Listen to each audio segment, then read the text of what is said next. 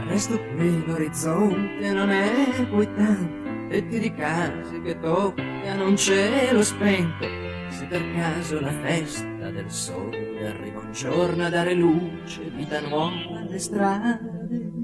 più di frequente si fa scura Milano, nera e violenta di gente impazzita, voci descritte di sangue sui muri raccontano gli insulti alla vita, raccontano gli insulti alla vita.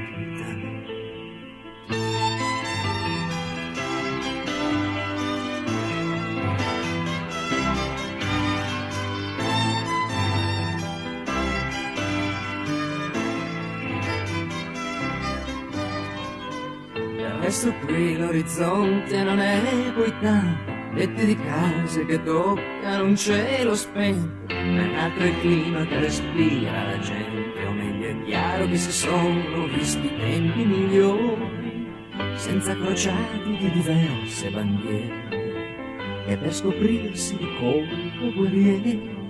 nella fretta di far piazza pulita, sta scordando di pulirsi la vita.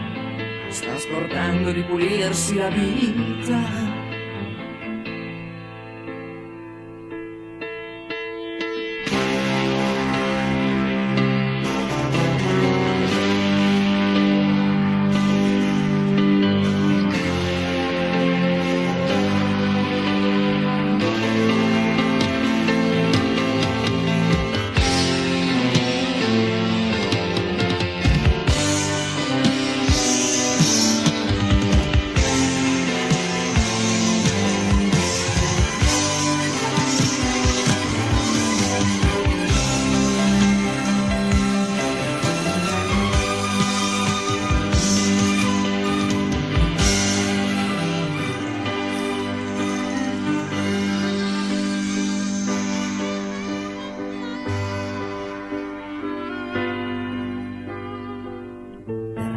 L'orizzonte non è poi tanto, letti di case che toccano un cielo spento, e se per caso ti scoppia una sera diversa per luce e spazio dentro nel cielo, più di frequente si respira con noia la miseria di rapporti che niente,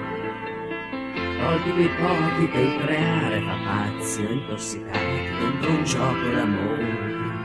intossicati dentro un gioco d'amore.